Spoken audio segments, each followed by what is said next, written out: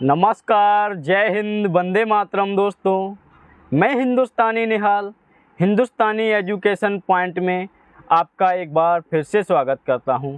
दोस्तों, जैसे मैंने बोला था कि कल आपको आरटीई एक्ट 2009 से संबंधित सभी एमसीक्यू क्वेश्चन की वीडियो मिलेगी। दोस्तों, अगर आप सीटेट या यूपीटेट कोई भी शिक्षक पात्रता परीक्षा की तैयारी कर रहे हैं और आपने ये शिक्षा का अधिकार अधिनियम 2009 नहीं पढ़ा है तो दोस्तों इसे ज़रूर पढ़ लें। दोस्तों, अगर आपने ये नहीं पढ़ा तो एग्ज़ाम कैसे पास कर पाएंगे, क्योंकि यहाँ से आपके डायरेक्ट 3 या 4 नंबर ज़रूर आते हैं। तो दोस्तों, इस वीडियो को लास्ट तक ज़रूर देखें और अपने साथियों तक शेयर करें। अगर आप हमारे चैनल पर नए हैं तो चैनल को सब्सक्राइब कर वीडियो को लाइक एंड शेयर ज़रूर करें। तो दोस्तों, चलते हैं, आज की शुरुआत करते हैं, आज का आगाज़ करते हैं। हिंदुस्तानी एजुकेशन पॉइंट की शिक्षा हमेशा राष्ट्र हित में रहेगी, ये हमने आपसे बताया था। अगर आप कोई भी PDF नोट्स प्राप्त करना चाहते हैं तो हमारे टेलीग्राम चैनल पर जुड़ें। आप हमें इंस्टाग्राम पर फॉलो कर सकते हैं, फेसबुक पेज से फॉलो कर सकते हैं और यूट्यूब से। तो दोस्तों, चलिए आज के क्वेश्चन की शुरुआत करते हैं। आज का पहला क्वेश्चन क्या है, इसके बारे में देखते हैं।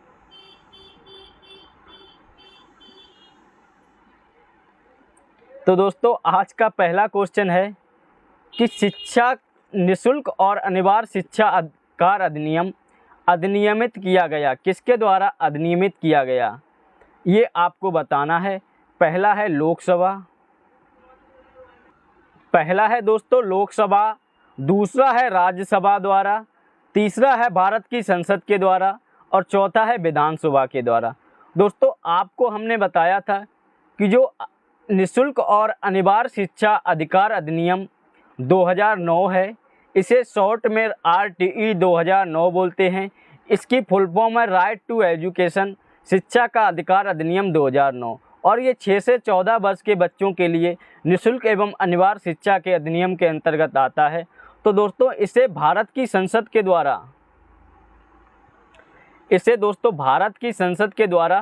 अधिनियमित किया गया था।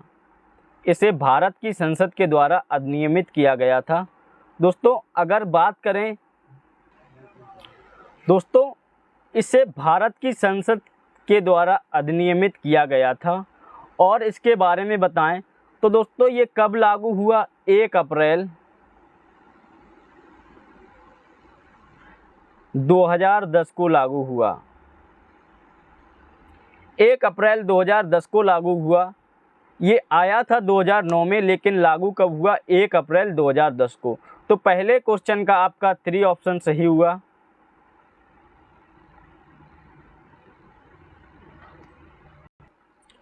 दोस्तों, दूसरा क्वेश्चन है आपका, शिक्षा के अधिकार अधिनियम 2009 में विद्यालय प्रबंधन समिति में भर्ती विद्यार्थियों के माता पिता या अभिभावकों के न्यूनतम सदस्य संख्या प्रतिशत में निर्दिष्ट है। इसमें यह पूछा जा रहा है जो RTE 2009 है उसमें जो SMC बनेगी, तो दोस्तों उसमें जो विद्यार्थी होंगे उनके अभिभावक की न्यूनतम संख्या कितनी होगी, ये आपको बताना है। दोस्तों, अगर बात करें दोस्तों इसमें कि महिलाओं की, तो दोस्तों इस जो ये समिति की बनेगी इसमें विद्यार्थियों के माता पिता रहेंगे और अभिभावक रहेंगे, और उसमें दोस्तों लेडीज़ 50% लेडीज हिस्सेदार रहेंगी, 50% लेडीज हिस्सेदार रहेंगी। और दोस्तों माता पिता या अभिभावक को न्यूनतम सदस्य संख्या प्रतिशत में निर्दिष्ट है, तो कितनी है, 75%। 75% आपके 75% अभिभावक या माता पिता रहेंगे दोस्तों। तो आपका क्वेश्चन नंबर 2 का C ऑप्शन सही हुआ कि यानी कि 75% अभिभावक रहेंगे उसमें। और लेडीज़ की बात करें तो लेडीज़ कितनी, 50% लेडीज़ रहेंगी, जितनी भी संख्या होगी उसके 50% लेडीज़ रहेंगी। जैसे कि दोस्तों 100 लोगों की समिति बन रही है तो उसमें 50% होगा, तो 50 लेडीज़ रहेंगी और 50 में से अलग अलग रहेंगे। और जैसे कि 75% उसमें से अभिभावक रहेंगे और उसमें से दोस्तों ग्राम प्रधान रहेगा, शिक्षा मित्र हैं, शिक्षक सहायक हैं, वो रहेंगे और प्रधानाचार्य रहेंगे। अब बात करते हैं दोस्तों नेक्स्ट क्वेश्चन पर, क्वेश्चन नंबर 3 पर।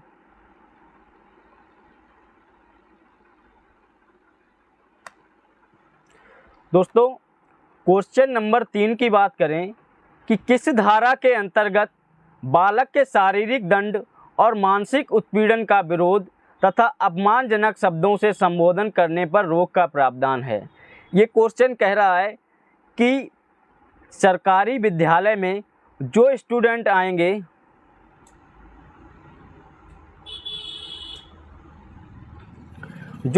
आएंगे उन्हें आप ना मार सकते हैं, ना उनसे अपशब्द बोल सकते हैं, ना उन्हें शारीरिक दंड दे सकते हैं, ना मानसिक दंड दे सकते हैं, ना अपमानजनक शब्दों का प्रयोग कर सकते हैं। अगर आप ऐसा करते हैं तो आपको कौन सी धारा के अंतर्गत आप पर केस हो जाएगा, ये पूछ रहा है ये क्वेश्चन। तो दोस्तों इस पर बात करें तो धारा 17 है, ये जो आरटीई एक्ट की धारा 17 है, उसमें ये कहा गया है कि आप किसी भी बच्चे को ना शारीरिक दंड दे सकते हैं, ना मानसिक दंड दे सकते हैं, ना अपमानजनक शब्दों का प्रयोग कर सकते हैं। तो इसी से संबोधन है इसका धारा 17 से। दोस्तों अगर यहीं पे बात की जाए कि जो आरटीई है आपका, आरटीई 2009 है, उसमें कितनी धाराएं हैं, कितने अध्याय हैं? तो दोस्तों आपको बताएं इसमें 7 अध्याय हैं आपके। और धारा की बात करें तो धाराएं कितनी हैं? 38 धाराएं थीं। जब ये बना था तो 7 अध्याय थे, 38 धाराएं थीं और एक अनुसूची थी। लेकिन अगर अब की बात करें तो अब इसमें दोस्तों 39 यानी कि 39 धाराएं हैं। तो ये पॉइंट याद रखें, इन्हीं से सीधा सीधा क्वेश्चन पूछा जाता है। और ये ऑप्शन क्वेश्चन ऐसे हैं जिन्हें आपको बहुत अच्छे से याद रखना होगा दोस्तों जो धारा 15 है वो क्या कहती है? वो ये बताती है कि निर्धारित अवधि के बाद भी प्रवेश। धारा 15 क्या बताती है कि निर्धारित अवधि के बाद भी प्रवेश। जैसे दोस्तों अगर 6 से 14 साल का बच्चा है तो दोस्तों अगर वो 7 साल का है, 8 साल का है या 9 साल का है, कितने भी साल का हो, उसके बाद भी उसे प्रवेश दिया जाएगा। और धारा 17 मानसिक प्रताड़ना या शारीरिक दंड नहीं दे सकते। और अगर धारा 18 की बात करें दोस्तों कि बिना मान्यता के, धारा 18 क्या कहती है आपकी? कोई भी बिना मान्यता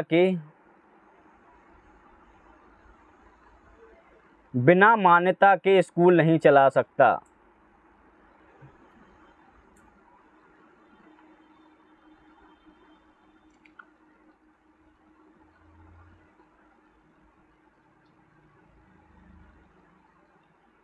बिना मान्यता के स्कूल नहीं चला सकता। और दोस्तों धारा 20 है, जो आपकी धारा 20 है वो क्या कहती है? दोस्तों धारा 20 में ये कहा गया है कि दोस्तों अनुसूची में संशोधन का अधिगम, अनुसूची में जो संशोधन होगा उसको सिर्फ केंद्र सरकार द्वारा किया जा सकता है। ये धारा 20 में कहा गया है। और धारा 17 को आपको बता ही दिया है, मानसिक प्रताड़ना या शारीरिक दंड नहीं दे सकते हैं। तो दोस्तों हमने चारों ऑप्शन इसलिए बताए, क्या पता धारा 15 से पूछ लिया जाए, क्या पता धारा 18 से पूछ लिया जाए, क्या पता धारा 17 से पूछ लिया जाए या धारा 20 से पूछ लिया जाए। तो दोस्तों हिंदुस्तानी एजुकेशन पॉइंट के साथ बने रहें और वीडियो के लास्ट तक बने रहें। और दोस्तों वीडियो को लाइक, सब्सक्राइब, शेयर करते रहें। आपके एक लाइक, एक सब्सक्राइब से मुझे बहुत हौसला बुलंद होता है। दोस्तों क्वेश्चन नंबर 4 है, केंद्र सरकार के आरटीई एक्ट 2009 में कितने अध्याय व धाराएं हैं? दोस्तों अभी आपको बताया था कि इसमें 7 अध्याय हैं और 38 धाराएं हैं। कितने हैं? 7 अध्याय हैं और 38 धाराएं हैं। इनमें कुछ समझाना नहीं है तो आप समय नहीं गवाएंगे। लेकिन अगर बात करें अब की,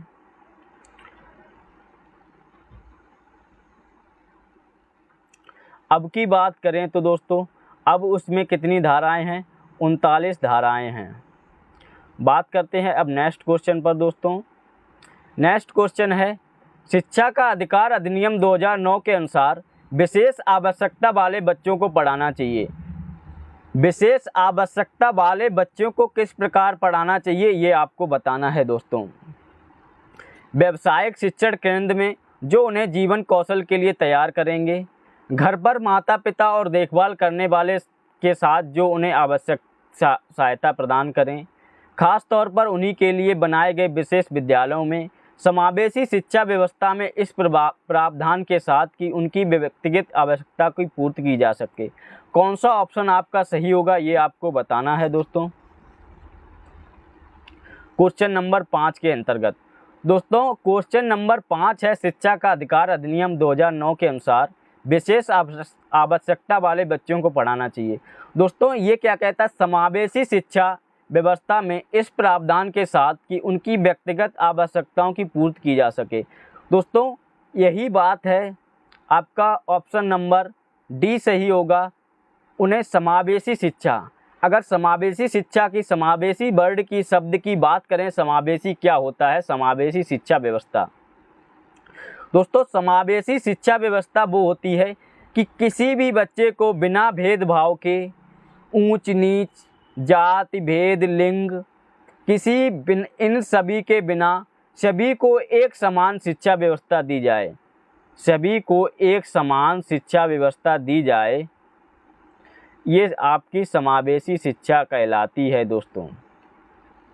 तो क्वेश्चन नंबर 5 का आपका डी ऑप्शन सही हुआ। अब बात करते हैं दोस्तों नेक्स्ट क्वेश्चन पर। दोस्तों हिंदुस्तानी एजुकेशन पॉइंट को अभी तक सब्सक्राइब नहीं किया है तो सब्सक्राइब करें। क्वेश्चन नंबर 6 है, भारत आरटीई एक्ट लागू करने वाला कौन सा देश बना। कौन सा देश है भारत जिसने आरटीई एक्ट लागू किया, कितने नंबर पर है ये पूछा जा रहा है। तो दोस्तों अगर इसमें बात करें तो 135वां, कौन सा है, 135वां देश है भारत जिसने आरटीई एक्ट लागू किया। आपका भारत देश 135वां देश है जिसने आरटीई एक्ट लागू किया। अगर दोस्तों फर्स्ट नंबर की बात की जाए कि फर्स्ट नंबर पर कौन सा देश था जिसने सबसे पहले आरटीई एक्ट लागू किया, तो दोस्तों इसमें क्या रहेगा, नॉर्वे। आपका नॉर्वे रहेगा। नॉर्वे ने सबसे पहले आरटीई एक्ट 2009 को लागू किया था। अपने भारत देश में 1 अप्रैल 2010 को ये लागू हुआ था। तो दोस्तों बात करते हैं अब नेक्स्ट क्वेश्चन पर। नेक्स्ट क्वेश्चन रहेगा आपका,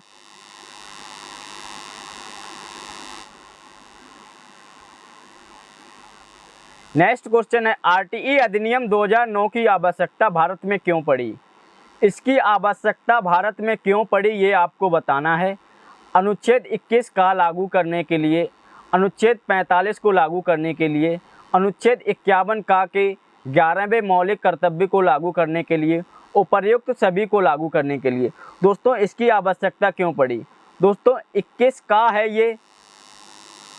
ये आपका जीने का अधिकार से संबंधित है और 45 में शिक्षा रखी गई थी। तो दोस्तों आपका जो ऑप्शन नंबर डी है इसके अंतर्गत डी ऑप्शन आपका सही होगा कि आरटीई एक्ट अधिनियम 2009 की आवश्यकता भारत में अनुच्छेद 21 का को लागू करने के लिए, अनुच्छेद 45 को लागू करने के लिए और अनुच्छेद 51 के 11वें मौलिक कर्तव्य को लागू करने के लिए जरूरत पड़ी। दोस्तों क्वेश्चन नंबर 8 है, किस दिनांक को आरटीई एक्ट जम्मू कश्मीर को छोड़कर संपूर्ण भारत में लागू हुआ था यानी कि हो चुका है। तो ऑप्शन नंबर आपका कौन सा सही होगा, 1 अप्रैल 2010, 1 अप्रैल 2009, 11 नवंबर 2009, 1 अप्रैल 2011। कौन सा ऑप्शन आपका सही होगा।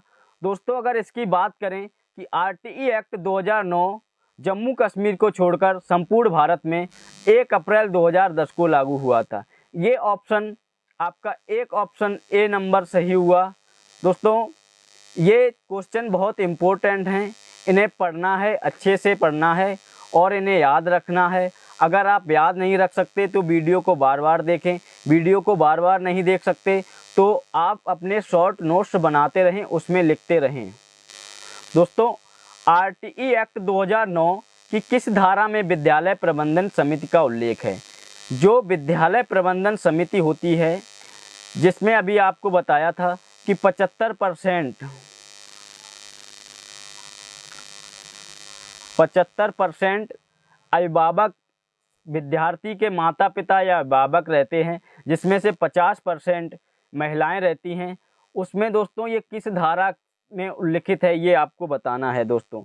तो इसकी बात करें तो धारा 21 में ये लिखा गया है कि आरटीई एक्ट 2009 की धारा 21 में विद्यालय प्रबंधन समिति का उल्लेख है, धारा 21 के अंतर्गत। तो दोस्तों अब बात करते हैं नेक्स्ट क्वेश्चन पर। दोस्तों क्वेश्चन नंबर 10 है आपका कि आरटीई एक्ट 2009 की कौन सी धारा में यह उल्लेख है कि राज्य में प्रत्येक राज्य अपनी अपनी आरटीई नियमावली बनाए।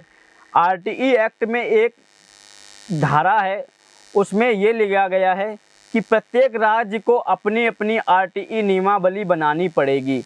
तो कौन सी धारा के अंतर्गत ये लिया गया है, आपको ये बताना है।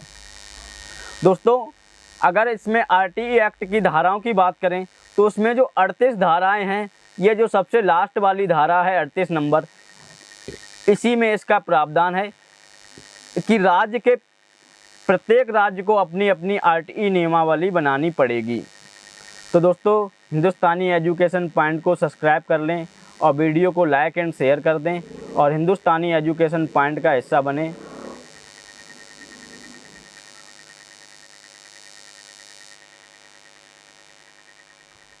दोस्तों क्वेश्चन नंबर 11 है, आरटीई एक्ट 2009 के अनुसार एक शैक्षणिक वर्ष में कक्षा 1 से 5 में कार्य दिवस की व शिक्षण घंटे की न्यूनतम संख्या कितनी होगी, ये आपको बताना है। दोस्तों आरटीई एक्ट 2009 के अनुसार एक शैक्षणिक वर्ष में कक्षा 1 से 5 में कार्य दिवस व शिक्षण घंटों की न्यूनतम संख्या कितनी होगी? 220 कार्य दिवस या 800 घंटे, 200 कार्य दिवस या 1000 घंटे, 210 कार्य दिवस या 500 घंटे, 200 कार्य दिवस या 800 घंटे। दोस्तों आपको कक्षा 1 से 5 यानी कि पीआरटी के बारे में पूछा जा रहा है, पीआरटी के बारे में पूछा जा रहा है।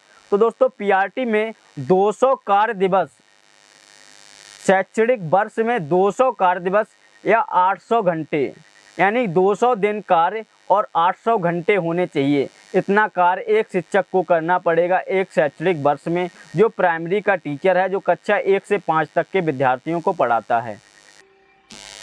क्वेश्चन नंबर 12 है, शिक्षा का अधिकार अधिनियम 2009 की किस धारा में उल्लेख है कि सरकारी शिक्षक के द्वारा प्राइवेट ट्यूशन नहीं कराई जाएगी? दोस्तों सरकार ने ये अधिनियम बनाया था, उसमें ये बोला है कि अगर आप प्राइमरी या जूनियर के या कोई भी हेड मास्टर हैं, तो दोस्तों आप अगर गवर्नमेंट टीचर हैं तो आप कहीं भी प्राइवेट ट्यूशन नहीं करा सकते, ये इसका प्रावधान है। तो ये किस धारा के अंतर्गत लिया गया है, ये आपको बताना है। दोस्तों जो धारा 28 है, आपकी धारा 28 है, उसमें ये कहा गया है कि अगर आप गवर्नमेंट टीचर हैं तो आप कहीं भी प्राइवेट ट्यूशन नहीं करा सकते। अब बात करते हैं नेक्स्ट क्वेश्चन पर। दोस्तों नेक्स्ट क्वेश्चन है, शिक्षा का अधिकार अधिनियम भारतीय संविधान के किस मूल अधिकार में शामिल है, ये आपको बताना है। क्वेश्चन नंबर 13 है, ऑप्शन नंबर ए है संस्कृत एवं शिक्षा संबंधी अधिकार, ऑप्शन नंबर बी है स्वतंत्रता का अधिकार, ऑप्शन नंबर सी है धार्मिक स्वतंत्रता का अधिकार, ऑप्शन नंबर डी है समानता का अधिकार। तो आपका कौन सा ऑप्शन सही होगा, ये आपको बताना है। दोस्तों शिक्षा का अधिकार अधिनियम भारतीय संविधान के स्वतंत्रता का अधिकार के मूल अधिकार में शामिल है। किसमें शामिल है? स्वतंत्रता का अधिकार। दोस्तों अब इसका आपको डिफाइन करते हैं, इसका स्वतंत्रता का अधिकार क्या है। दोस्तों स्वतंत्रता के अधिकार की बात करें तो स्वतंत्रता का अधिकार अनुच्छेद 19 से 22 तक है। स्वतंत्रता का अधिकार क्या है? अनुच्छेद 19 से 22 तक। जो अनुच्छेद 21A है और स्वतंत्रता का अधिकार भारतीय संविधान के अनुच्छेद 19 से 22 तक दिया गया है। स्वतंत्रता का अधिकार भारतीय संविधान के अनुच्छेद 1922 तक दिया गया है।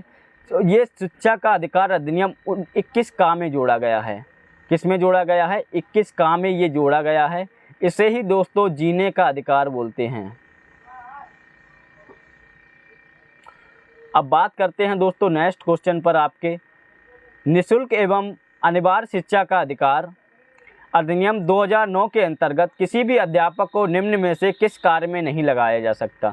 तो दोस्तों सभी जानते हैं आप, 10 वर्ष के पश्चात होने वाली जनगणना में प्रति 10 वर्ष बाद जनगणना होती है, इसमें लगाया जा सकता है। आपदा राहत कार्य में इसमें भी लगाया जाता है। चुनाव संबंधी कार्य में इसमें तो लगाए ही जाते हैं अध्यापक, लेकिन पल्स पोलियो कार्यक्रम में नहीं लगाया जा सकता है। आपका डी ऑप्शन सही हुआ। अब बात करते हैं दोस्तों नेक्स्ट क्वेश्चन पर। नेक्स्ट क्वेश्चन है, आरटीई एक्ट 2009 के अनुसार शिक्षक हेतु न्यूनतम प्रति सप्ताह कार्य घंटे होंगे। दोस्तों इसमें कार्य घंटे पूछे गए हैं कि प्रति सप्ताह कितने घंटे कार्य करेगा आरटीई एक्ट 2009 के अंतर्गत। तो दोस्तों शिक्षक न्यूनतम प्रति सप्ताह कम से कम 45 घंटे कार्य करेगा। कितने? 45 घंटे, यानी कि 45 आवर्स, 45 घंटे कार्य करेगा। आपका बी ऑप्शन सही हुआ। दोस्तों बात करते हैं अब नेक्स्ट क्वेश्चन पर। समय कम लेंगे, क्वेश्चन ज़्यादा सॉल्व करेंगे और ऐसे ही एग्जाम में धुआं करेंगे। निःशुल्क एवं अनिवार्य बाल शिक्षा का अधिकार अधिनियम 2009 की धारा 21 के अनुसार विद्यालय प्रबंधन समिति में कितने प्रतिशत सदस्य बालक के माता पिता या संरक्षक होंगे? तो दोस्तों आपको ये बताया गया है पहले ही, 75%। कितने होंगे? 75%। इसमें कुछ समझाना नहीं है। 50% महिलाएं होंगी, ये आपको पता है। अब बात करते हैं दोस्तों नेक्स्ट क्वेश्चन पर। नेक्स्ट क्वेश्चन क्या है? क्वेश्चन नंबर 17 है दोस्तों कि आरटीई 2009 के अनुसार प्रारंभिक शिक्षा का क्या अर्थ है? प्रारंभिक शिक्षा का क्या अर्थ है आरटीई 2009 के अनुसार, ये आपको बताना है। कक्षा 1 से 5 तक की शिक्षा, कक्षा 1 से 8 तक की शिक्षा, कक्षा 1 से 6 तक की शिक्षा, कक्षा 1 से 12 तक की शिक्षा। दोस्तों आरटीई एक्ट 2009 प्रारंभिक शिक्षा का क्या अर्थ है? प्रारंभिक शिक्षा की अगर बात करें दोस्तों इसमें, तो दोस्तों प्रारंभिक शिक्षा कक्षा 1 से 8 तक की शिक्षा मानी जाती है। क्या होता है? प्रारंभिक शिक्षा कक्षा 1 से 8 तक की शिक्षा होती है। इसमें कुछ समझाना नहीं है। पहले के 6 साल तक बच्चा पीआर यानी कि आंगनबाड़ी में पढ़ेगा, ये भी बताया गया है। दोस्तों बात करते हैं अब नेक्स्ट क्वेश्चन पर, ज़्यादा समय नहीं लेंगे आपका। एक प्राथमिक विद्यालय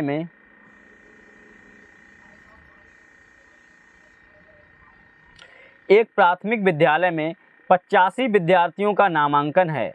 कितने हैं? 85। आरटीई एक्ट के अनुसार विद्यालय में अध्यापकों के स्वीकृत पद होंगे। अगर दोस्तों 85 हैं तो कितने होंगे? दोस्तों आपको बताएं कि एक टीचर है वो पीआरटी में, वो 30 स्टूडेंट को पढ़ाएगा। और दोस्तों 31 से 60 तक 2 रहेंगे। और दोस्तों 85 हैं तो वो 85 कितने टीचर चाहिए? अगर ये 31 से 60 तक 2 रहेंगे और 61 से 90 तक 3 रहेंगे, तो दोस्तों 61 से 90 के बीच में है ये 85। तो दोस्तों आपका 3 वाला ऑप्शन सही होगा, बी ऑप्शन सही होगा कि 3 शिक्षक की ज़रूरत पड़ेगी। अब बात करते हैं दोस्तों नेक्स्ट क्वेश्चन पर। शिक्षा का अधिकार अधिनियम 2009 ने 6 वर्ष से 14 वर्ष के विद्यालय कभी न गए अथवा विद्यालय शिक्षा अधूरी छोड़ने वाले बच्चों की शिक्षा को मुख्य धारा से जोड़ने हेतु गए अथवा, तो इसमें कौन सा है दोस्तों आपको ये बताना है। तो दोस्तों विशेष पाठ्यक्रम लागू करने पर जोर दिया जाएगा, विशेष प्रशिक्षण लागू करने पर जोर दिया है, अलग से विद्यालय खोलने की बात कही है, अलग से शिक्षक नियुक्त करने की बात कही है। दोस्तों जो बच्चे कभी स्कूल नहीं गए हैं और उनकी शिक्षा अधूरी है, और दोस्तों उन्हें शिक्षा की मुख्य धारा से जोड़ने के लिए दोस्तों उन्हें ना अलग विद्यालय उनके लिए खुलेगा, ना अलग से शिक्षक नियुक्त होंगे, ना कोई विशेष प्रशिक्षण लागू होगा। दोस्तों विशेष पाठ्यक्रम लागू करने पर जोर दिया जाएगा और दोस्तों उन बच्चों को इस प्रकार ट्रेंड किया जाएगा कि वो दोस्तों उन बच्चों की तरह हो जाएं जो पहले से स्कूल जा रहे हैं। तो आपका दोस्तों ऑप्शन नंबर ए सही होगा, विशेष पाठ्यक्रम लागू करने पर जोर दिया गया है। क्या विशेष पाठ्यक्रम लागू करने पर जोर दिया गया है। अब दोस्तों बात करते हैं नेक्स्ट पर। शिक्षा के अधिकार अधिनियम द्वारा गरीब बच्चों के लिए निजी विद्यालय में कितने प्रतिशत सीटें आरक्षित होंगी।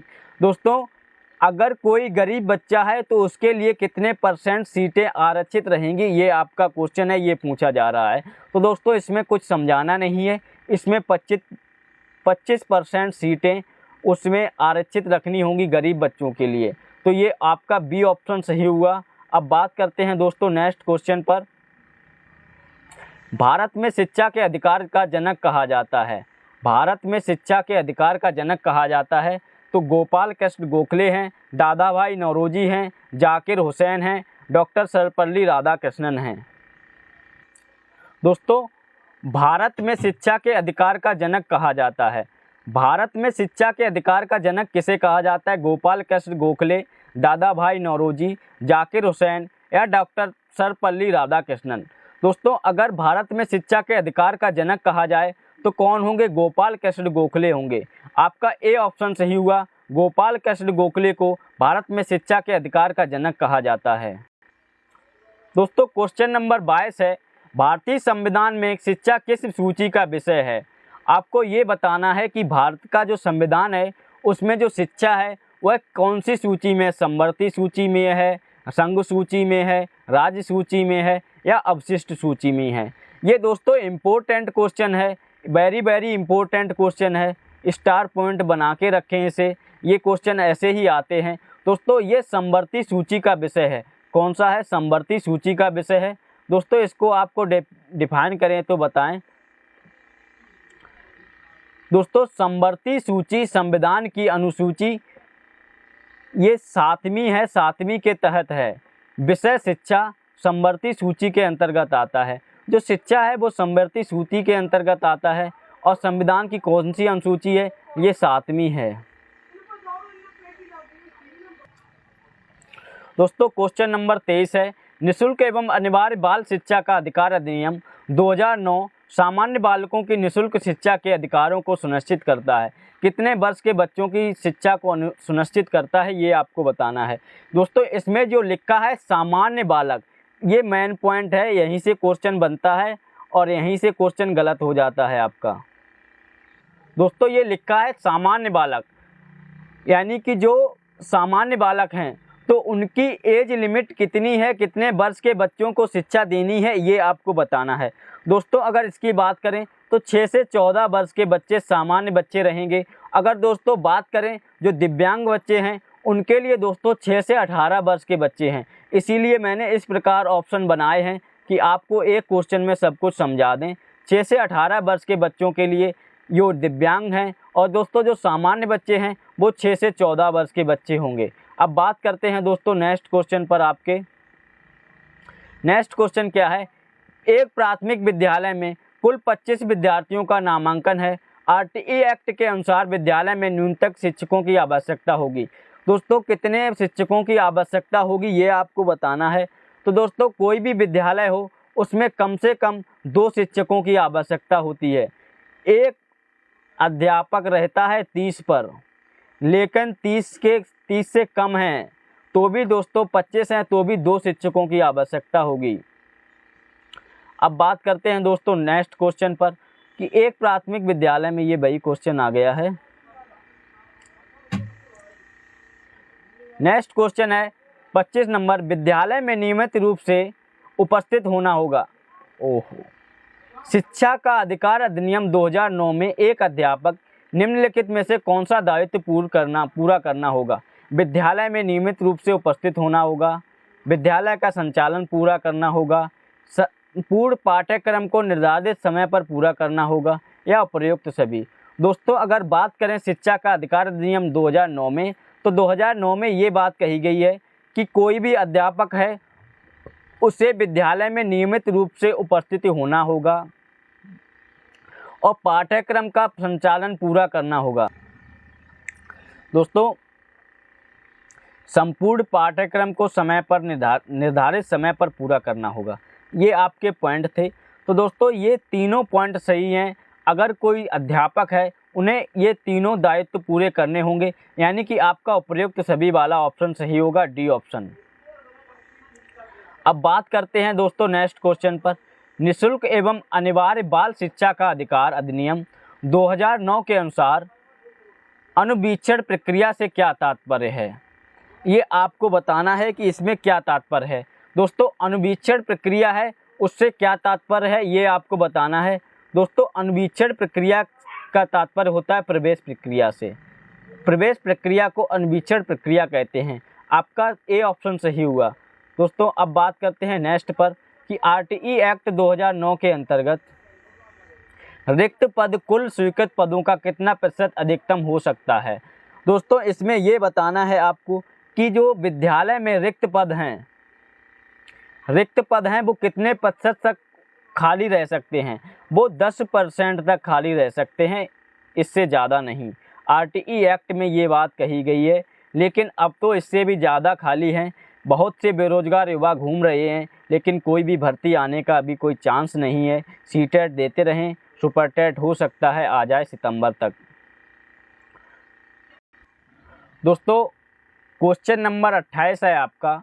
86वें संविधान संशोधन अधिनियम 2000 के द्वारा 6 से 14 वर्ष की आयु के सभी बच्चों को मुफ्त एवं अनिवार्य शिक्षा को मूलभूत अधिकार बनाने की बात कही है। ये संविधान की धारा है। ये कौन सी धारा में ये बात कही गई है कि 6 से 14 वर्ष के बच्चों को मुफ्त एवं अनिवार्य शिक्षा को मूलभूत अधिकार बनाया जाए? ये आपको बताना है कि ये कौन सी धारा में कहा गया है।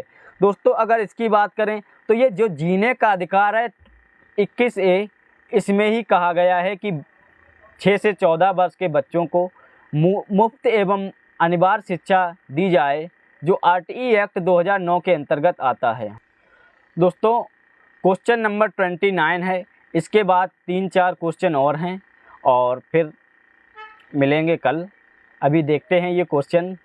शिक्षा का अधिकार कानून 2009 के अनुसार यदि कोई विद्यालय कैपिटेशन शुल्क लेता है तब उसके लिए क्या दंड दिया जाने का प्रावधान है? ये दोस्तों आरपीएससी स्कूल लेक्चर 2018 में आया है। ये क्वेश्चन आया हुआ क्वेश्चन है।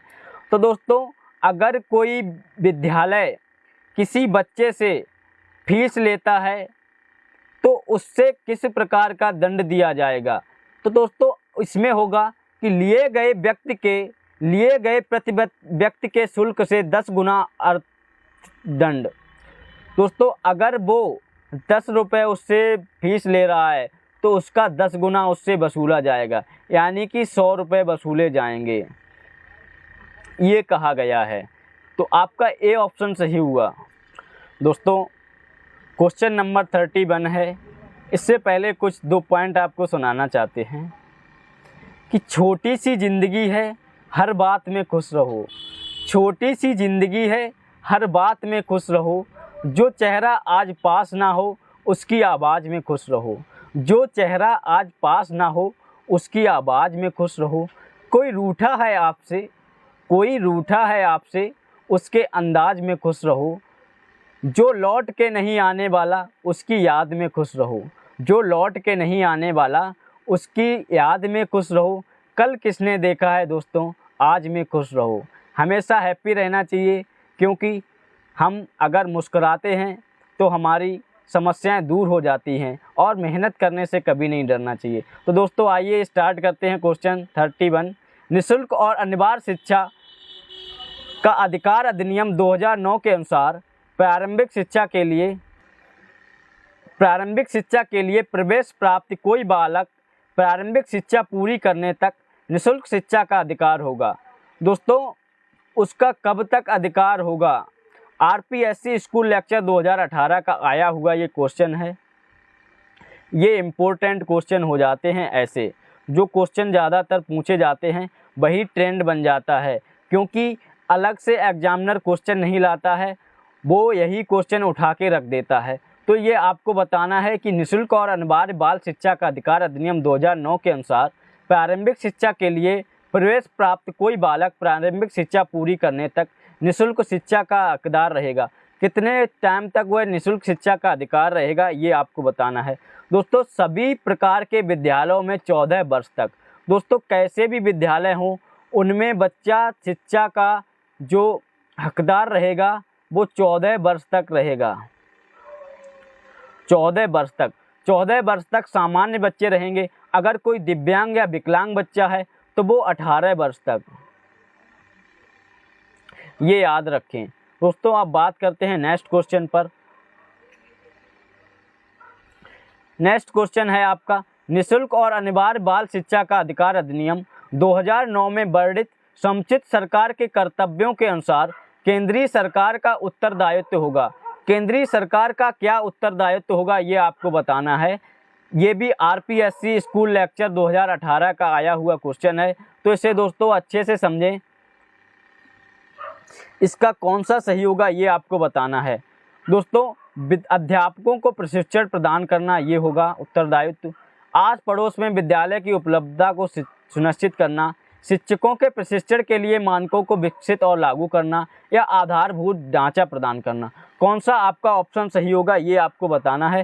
दोस्तों, केंद्र सरकार का उत्तरदायित्व ये होगा कि शिक्षक के प्रशिक्षण के लिए मानकों को विकसित और लागू करना, ये वाला आपका सही होगा। तीसरा नंबर, शिक्षकों के प्रशिक्षण के लिए मानकों का विकसित और लागू करना। दोस्तों, क्वेश्चन नंबर 33 है, अधिनियम 2009 के अनुसार अध्यापकों द्वारा निम्नलिखित में से कौन सा उत्तरदायित्व पूरा नहीं किया जाना है। कौन सा उत्तरदायित्व उन्हें पूरा नहीं किया जाना है ये आपको बताना है। शैक्षिक कैलेंडर पंचांग का विनिश्चय करना, माता पिता और अभिभावकों से नियमित बैठक करना, ये वाला बहुत ज़रूरी है। ये जो समिति बनती है, जो पेरेंट्स टीचिंग मीटिंग बनती है, उसमें होता है ये। विनिर्दिष्ट समय के भीतर संपूर्ण पाठ्यक्रम पूरा करना, जो दिया हुआ समय है उसके अंतर्गत पूरा पाठ्यक्रम संपूर्ण पूरा करना। प्रत्येक बालक की अधिगम क्षमता का आकलन करना, ये भी होगा। दोस्तों, शैक्षिक कैलेंडर पंचांग का विनिश्चय करना, ये वाला नहीं होगा। जो गलत है वो ही सही होगा आपका, यानी कि ए ऑप्शन सही होगा। दोस्तों, क्वेश्चन नंबर 35 है, ये सेकंड लास्ट है। इसके बाद एक क्वेश्चन और है, शिक्षा का अधिकार कानून 2009 के किस अध्याय में विद्यालय एवं शिक्षकों की जिम्मेदारियों का वर्णन है। किस अध्याय में है वर्णन, तो दोस्तों आपके क्वेश्चन नंबर 3 ऑप्शन नंबर 3 है ये चौथे अध्याय में इसका वर्णन किया गया है। इसमें जो 8 अध्याय हैं उसमें से चौथे में किया गया है। दोस्तों, बात करते हैं नेक्स्ट क्वेश्चन पर।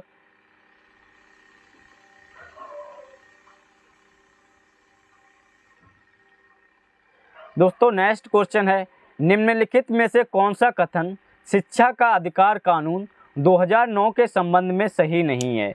आरपीएससी स्कूल लेक्चर 2018 का ये आया हुआ क्वेश्चन है और ये इम्पोर्टेंट क्वेश्चन है। स्टार पॉइंट बना लें। ऐसे क्वेश्चनों को आप शॉर्ट नोट्स बना रहे हैं तो उन पर लिखते जाएं। ऑप्शन नंबर ए है, इसका खंड 26 विद्यालयों में शिक्षकों की रिक्तियों को भरने से संबंध। इसका खंड 28 शिक्षकों के द्वारा निजी तंत्र को प्रतिबंधित करना।